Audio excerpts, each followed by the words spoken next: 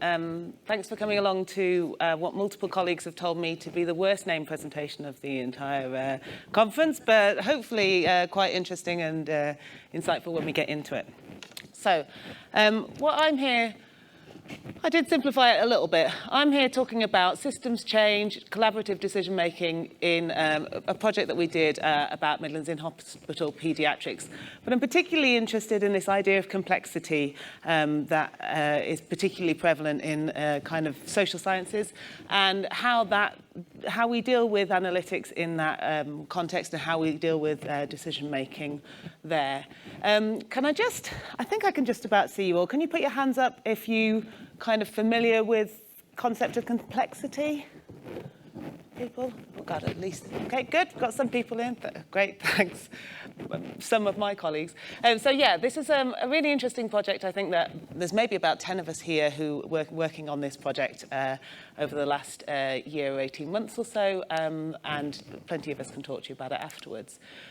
But the main problem that we start off with is that in health and social care in particular, we're often working in complex systems. So in the kind of history of science, we try and simplify things, and we often try and think about things as if they're clockwork machines.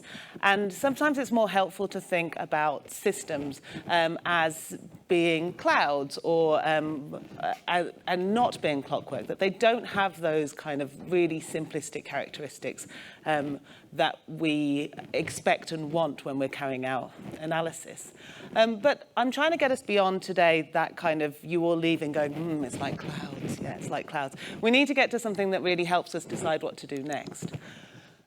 So the clockwork analogy is kind of saying that things are causal, it's linear. If we do one thing, then always the same thing will happen as a result of that. And we know that in health systems, things aren't exactly like that. Actually, you've got lots of organizations working together. There's interdependencies between things. If you do something once and you do the same thing a week later, the same results won't always happen. There are feedback loops. There are what they call emergent properties. Systems are unpredictable. And that makes it really, really difficult if we're trying to do some analysis and we're trying to help people make decisions that are sensible. Oh, thank you. So, I found this book to be really helpful, Harnessing Complexity for Better Outcomes in Public and Non-Profit Services by French, those guys. They also love a snappy title.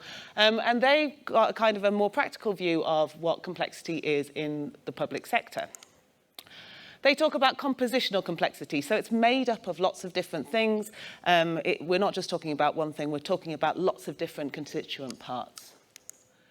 Experiential complexity, so in a health and care system, if you're a nurse, if you're a patient, if you're a parent, if you're an older person, you experience that system differently. And each of those perspectives is valid and different. Dynamic complexity, things are changing all the time. So these are some examples in paediatrics. We've got new drugs that can target specific to your DNA, or new innovations in surgery that can keep people alive for much longer, or premature babies who are surviving at a rate that they never would have done before. So some amazing innovation. Things are changing all the time. Governance complexity. So in our paediatrics project, we were talking about looking at the way that all of the hospitals and different ICBs interacted across 11 ICBs and 23 providers. So that's a lot of different organizations, that's a lot of different people in charge. So if you are this person at the top on the right, we'll call him John, and you're a decision maker, and you are being approached by someone in your organization who's noticed something and thinks that something needs to change, how do you influence a system that has all of these different characteristics? How, when you know that, that it's a bit more complicated than just a simple fix?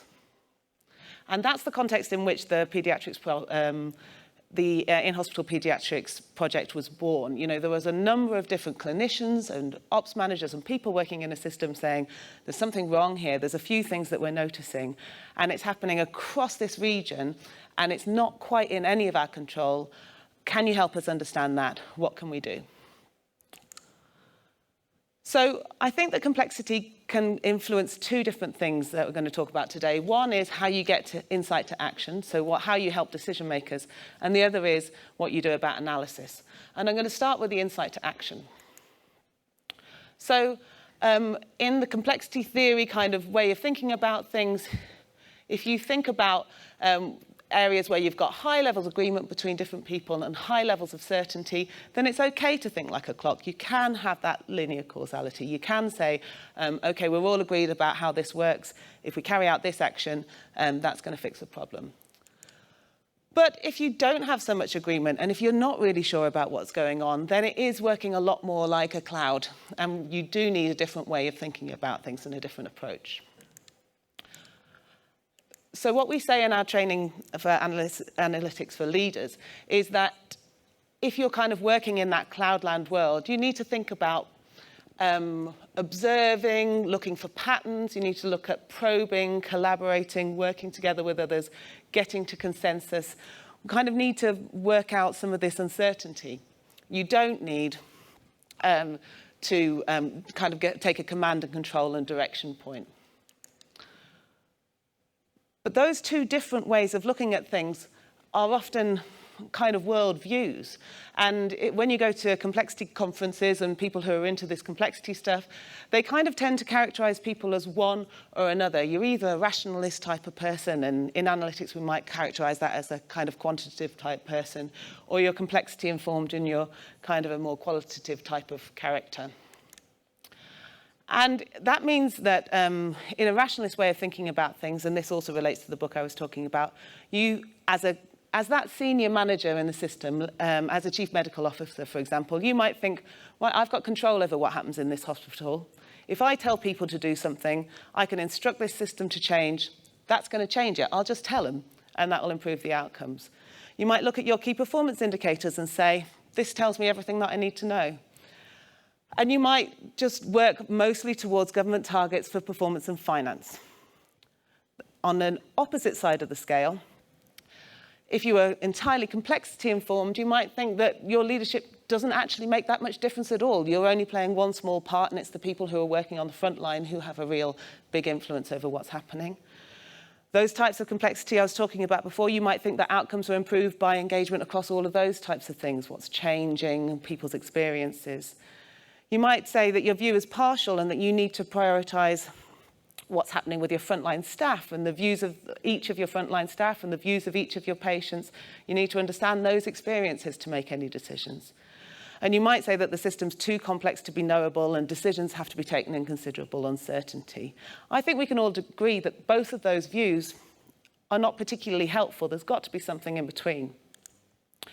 And specifically, if you've only got a certain amount of money, you need to take money from one place and put it into another. You need to be able to make some decisions with certainty, but you also need to be able to work in a way that understands this kind of clouds and complexity view, that doesn't overrule the views of your patients and your clinicians, that does take all of these interdependencies into account. So I think it's a bit of a false dichotomy. I think we need to work with people more to say, right, you don't have total control over the system, but you do have some control. And more specifically, you hold the purse strings if you're in that senior post. And so that's a really important role to play. You might not be able to instruct an organisation to change, but you can support it to change. But you do need to recognise the complexities that are inherent and all the different ways in which the system is complex. KPIs don't tell you everything, but they do have meaning and they're important. I challenge anybody to not look at child death data if you're working in a hospital, for example. But on the other hand, your view is partial. Those KPIs don't tell you everything about what's going on in that organisation. So you need to look at methods that incorporate and prioritise that experiential knowledge and bring that in. You're going to have to prioritise your government targets, but you have to recognise that you won't know the full system, and you have to work within those constraints.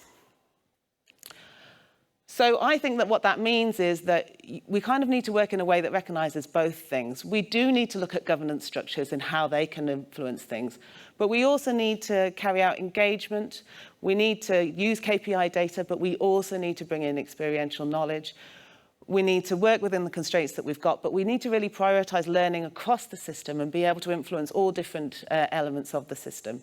And we need to work in humility so that we can recognise our data doesn't give all of the answers that we're expecting, but we can add what we know to people's experience. So,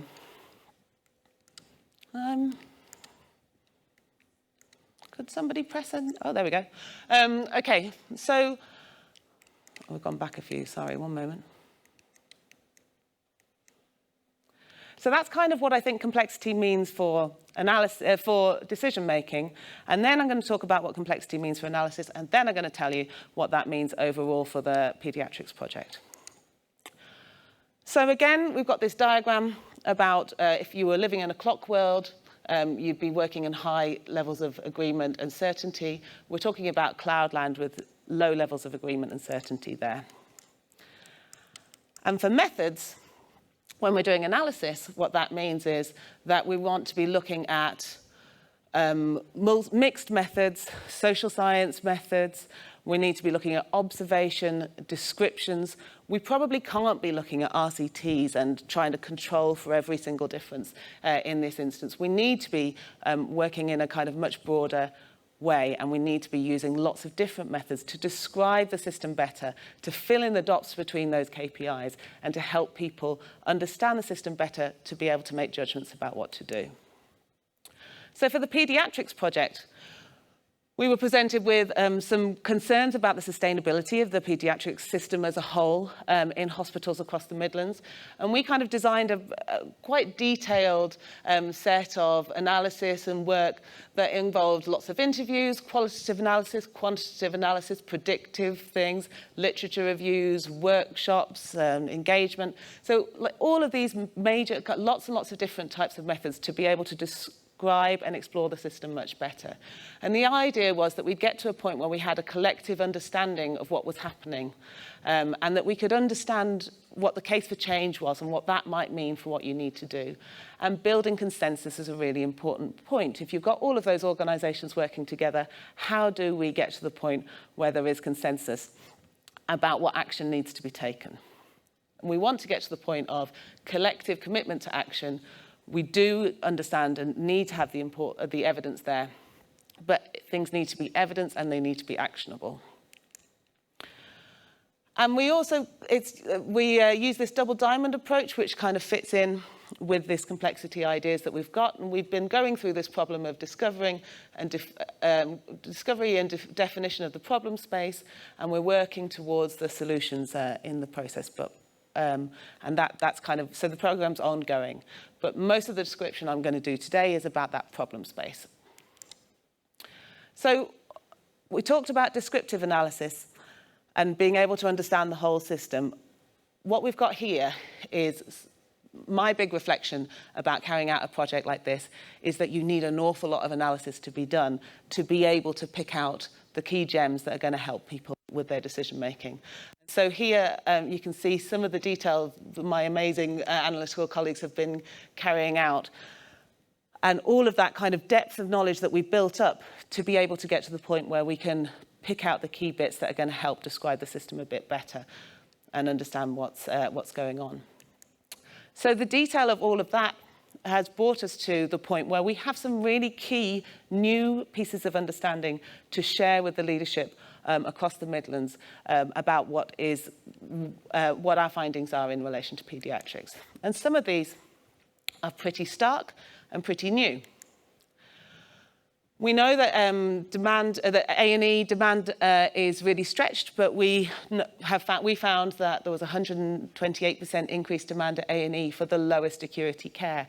And clinicians telling us it's really hard to find the genuinely sick child in the mass of children who are presenting to hospital. So something about what's causing people to come to hospital, do they need to be there? At the other end of the scale, although things stayed pretty much the same in the middle, at the other end of the scale, you've also got a doubling in demand from high acuity patients in A&E.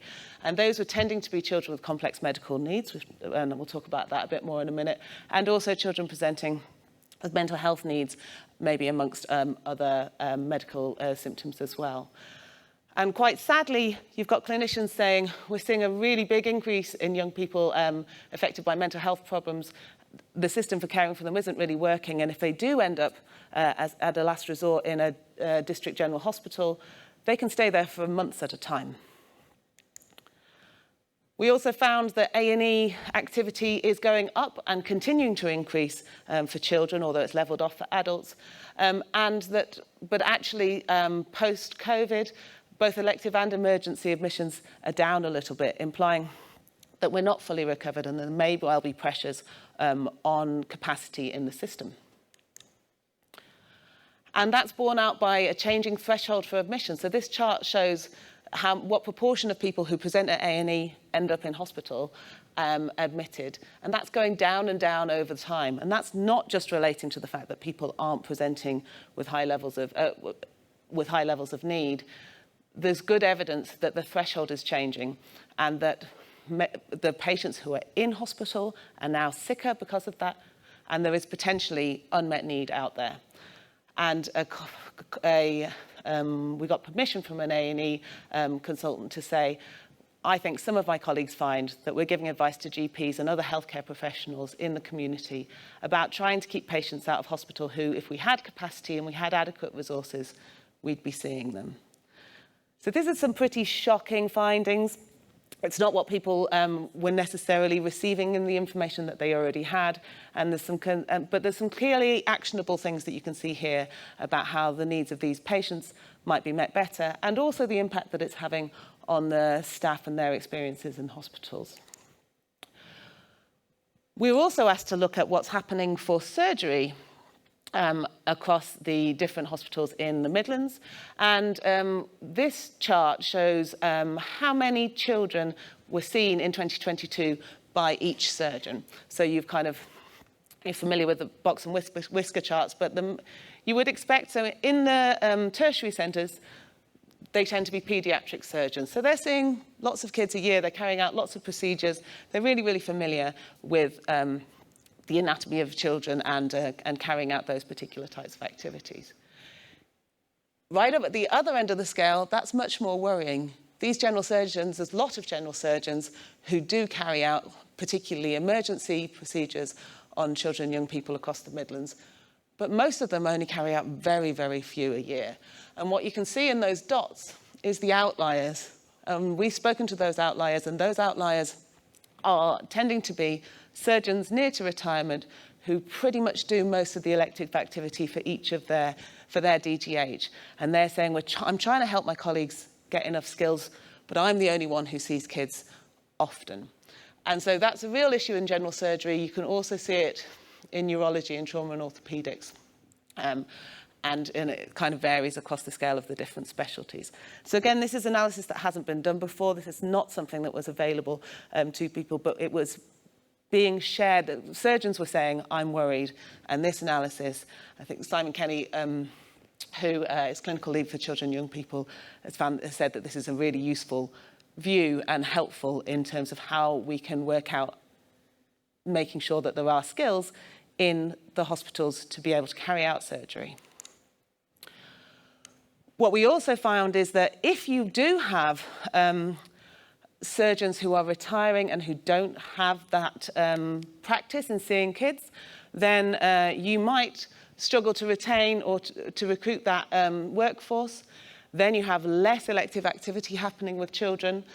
Then you've got less opportunity to practice for the people who are left. And then people lose confidence in their ability to treat children, whether electively or in emergency. And so you see fewer and fewer children and people get less and less confident. And that can be really bad news, because it can mean that if a child turns up at your hospital and they are critically ill, the people there might not be as confident as you'd want them to be to carry out the surgery that might need to happen. That's not great for patient outcomes. It's really not good for staff as well, who want to be able to go into this job to be able to support patients. But it also can lead to a knock-on risk for a small district general hospital. If you've got a concern over the safety of your critical care in paediatrics, that might mean that as a downgrading of your paediatric critical care service, That might mean that your paediatric inpatient services get closed down, and we've seen this happen with a couple of hospitals. It might mean that you stop paediatric A&E or your paediatric assessment unit. That might have an impact on your full viability of your A&E, and it knocks all the way through to maternity services. So this is something that is really important in terms of keeping district general hospitals open and keeping district general hospitals with the skills they need to meet the needs of those populations they're serving. And then you've seen some slides outside maybe of the work that Andy and colleagues did about children with complex medical needs. This is a great story in terms of how well we are doing at managing to help people live beyond, live longer than they were previously, with medical innovation and different ways that we can support people.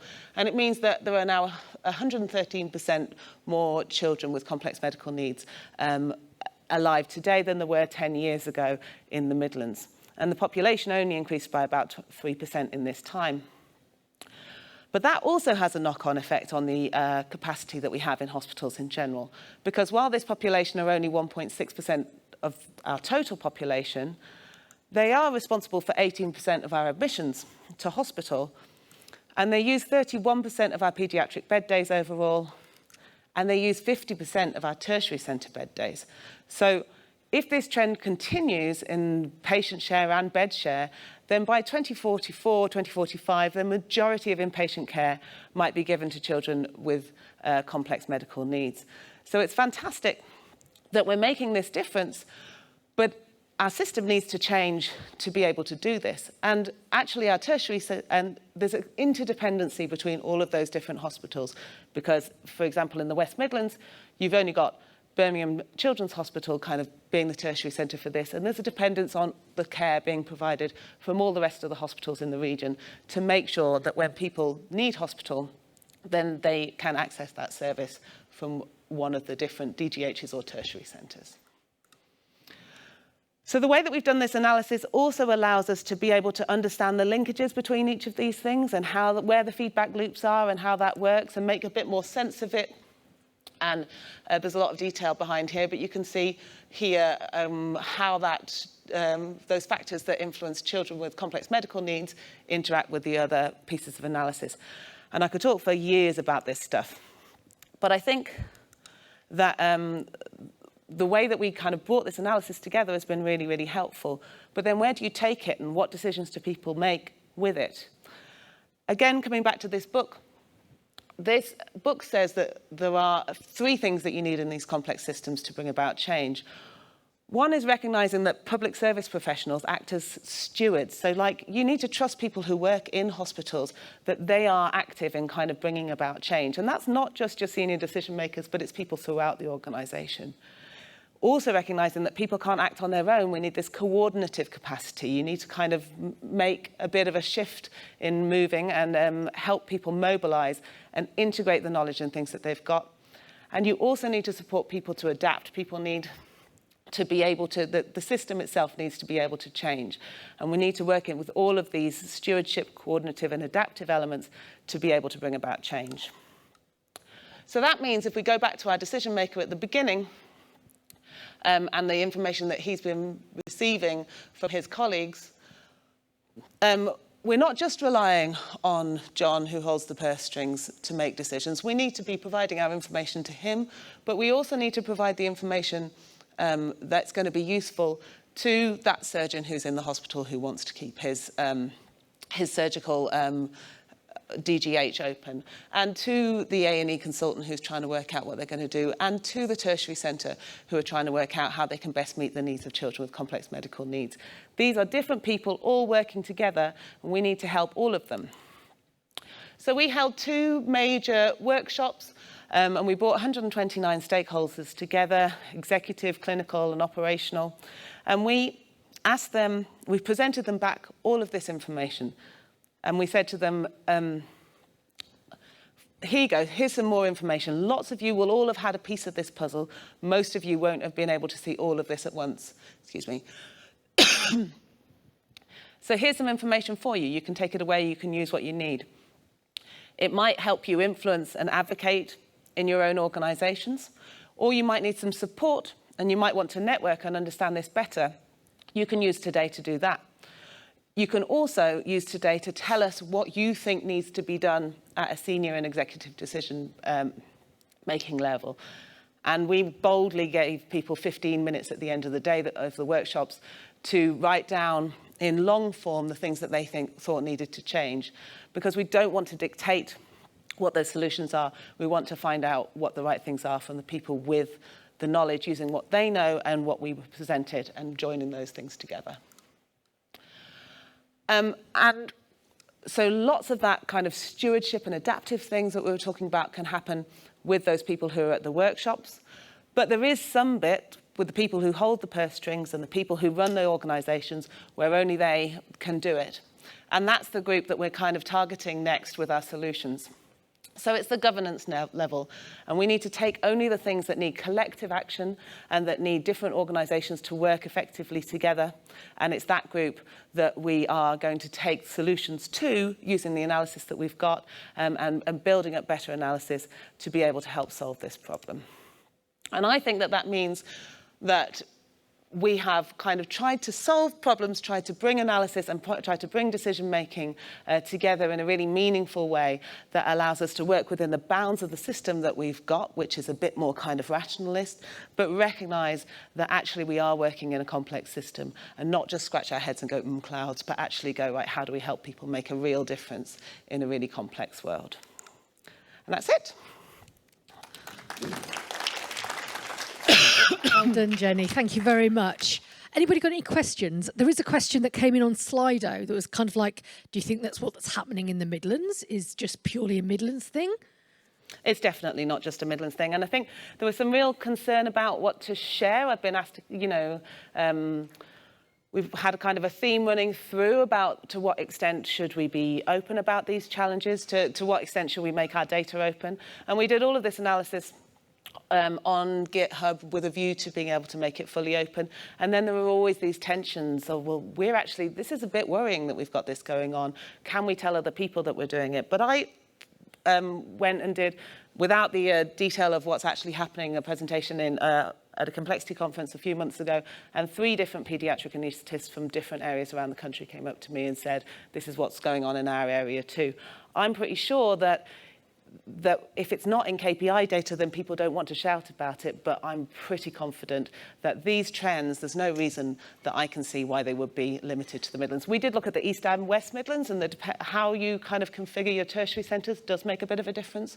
But yeah, and I'm not saying go away and be worried about the ability of the system to deal with the needs of your children. I am saying we think that this analysis can help us plan better to meet those needs in the future. Thank you. Give last